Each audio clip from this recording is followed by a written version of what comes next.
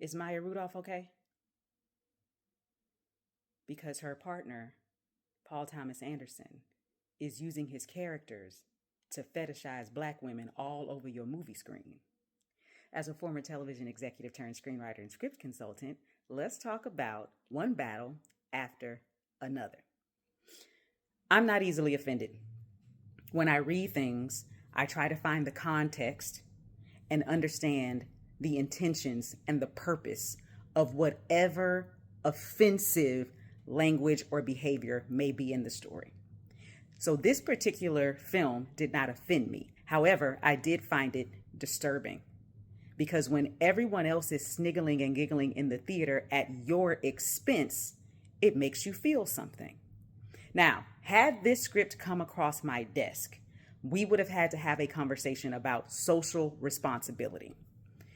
This film doesn't exist without race. Spoiler alert, the film is about a white man needing to erase his paternity because he wants to join an organization that does not allow race mixing, with black people being the worst offense. Does Olivia know that Fitz is in this organization?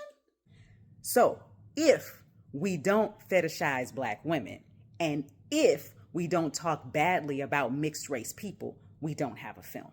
That I understand. The question would be, though, to what end? What message is on the end of the joke?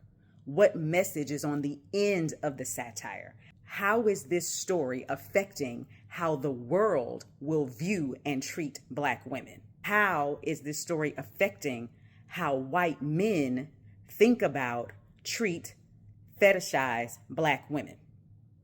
By the end of this film, I am not changed. I am not having difficult conversations. So I wouldn't say to this filmmaker, this is terrible. You have no business writing this kind of thing. I would ask them, why? Why does this story need to be told? And we need to check on Maya because the question is, does Paul Thomas Anderson believe these things? While he's over there with his mixed race wife and their mixed race children, check on her.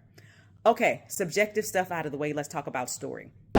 This film is about 2 hours and 45 minutes long, and you know that I'm a believer that nothing needs to be that long unless it's Endgame. And maybe Malcolm X. The longest part of the film is the setup. We are in the setup for more than an hour.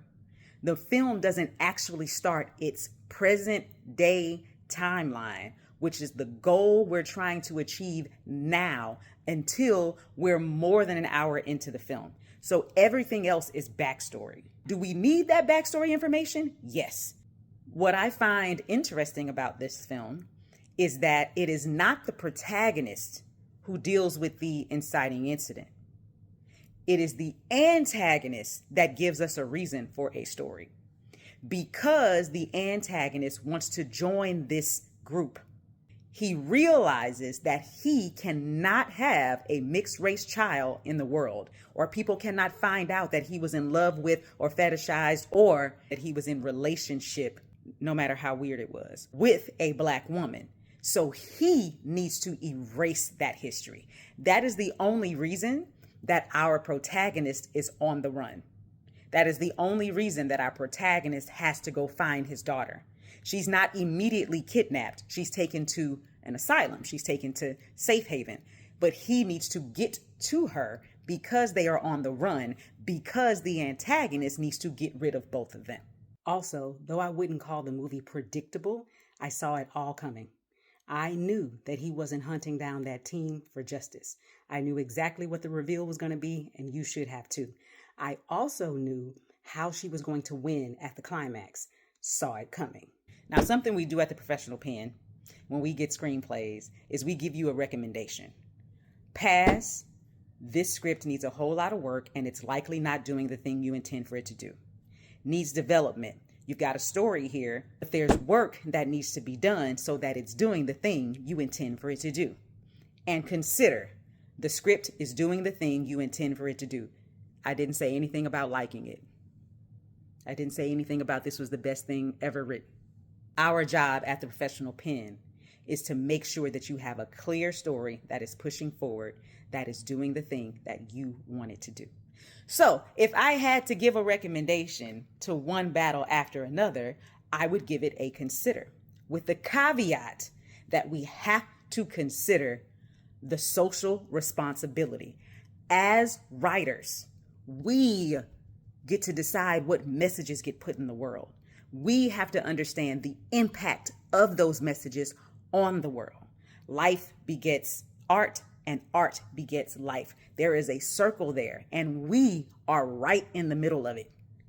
And so while I think that this movie had some funny moments, and obviously all the actors came out and did their thing, and everybody always thinks that if you can push, you're some genius, right? If you can talk about things that other people are afraid to talk about, then you're doing something genius. It's kind of like Quentin Tarantino and his infatuation with the N-word.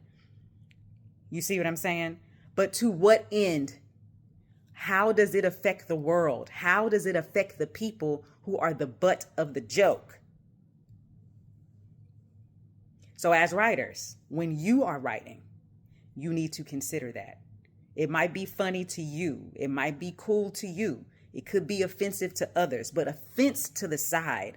How are you participating in which way the narrative of those groups of people is going to go, especially when that group of people is already marginalized? Happy writing. The professional pen. The